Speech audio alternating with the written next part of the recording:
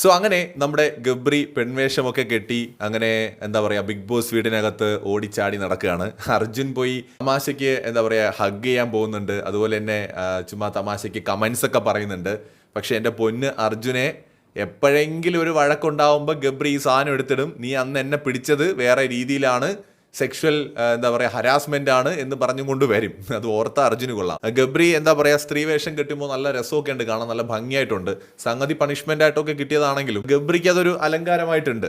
പക്ഷെ ഇതിനകത്ത് ഞാൻ വീണ്ടും സീരിയസ്ലി പോയിന്റ് ഔട്ട് ചെയ്യാൻ ഉദ്ദേശിക്കുന്നത് ഗബ്രിയുടെ ഈ വേഷം കെട്ടലിനെ കുറിച്ചല്ല, വളരെ ഗൗരവമായിട്ട് ലാലേട്ടൻ ചോദിക്കേണ്ട ഒരു ടോപ്പിക്കിനെ കുറിച്ചാണ്.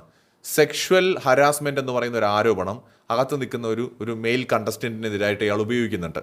സോ അത് വളരെ ചീപ്പായിട്ടുള്ള ഒരു നടപടിയാണ്. സോ അതുകൊണ്ട് തന്നെ ഈ വീക്കെൻഡിൽ ഏറ്റവും അധികം ഡിസ്കസ് ചെയ്യേണ്ട ഒരു ടോപ്പിക്കാണ്. കാരണം ഒരു മെയിൽ കണ്ടസ്റ്റന്റിനെതിരെ ചുമ്മാ എടുത്ത് ഉപയോഗിക്കാൻ പറ്റുന്ന ഒരു സാധനമല്ല. ഈവൻ ഫീമെയിൽ കണ്ടസ്റ്റന്റ് ആണെങ്കിൽ പോലും ഒരു ഓപ്പോസിറ്റ് നിൽക്കുന്ന ഒരു മെയിൽ കണ്ടസ്റ്റന്റിനെതിരായിട്ട് ഇങ്ങനെ ഒരു ആരോപണം ചുമ്മാ എടുത്ത് ഉപയോഗിക്കാൻ തുടങ്ങിക്കഴിഞ്ഞാൽ ഈ ഷോ ഒരിക്കലും നടത്താൻ പറ്റില്ല.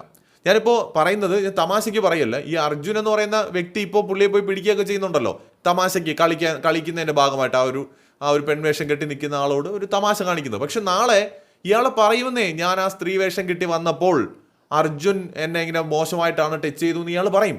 ഇയാളുടെ ഒരു നേച്ചർ അങ്ങനെയാണ്. ഗെയിമിന് വേണ്ടിയിട്ട് അല്ലെങ്കിൽ അയാൾക്ക് ജയിക്കാൻ വേണ്ടിയിട്ട് അയാൾ ഇത്തരത്തിൽ ചീപ്പായിട്ടുള്ള ആരോപണങ്ങൾ പോലും ഉന്നയിക്കാൻ മടിക്കില്ല എന്നുള്ളത് കൊണ്ടാണ് കഴിഞ്ഞ വീഡിയോയിൽ ഞാൻ അത് തന്നെ പോയിന്റ് ഔട്ട് ചെയ്ത് പറഞ്ഞത്. തന്നെയാണ് വീണ്ടും പറയാനുള്ളത്. സ്ത്രീവേഷം കെട്ടി നടക്കുമ്പോൾ ഓടിച്ചാടിയൊക്കെ പോയി കളിക്കുന്നതൊക്കെ കൊള്ളാം. എപ്പോഴാണ് മീറ്റു വരുന്നതെന്ന് പറയാൻ പറ്റില്ല. അർജുനെ പണി കിട്ടും.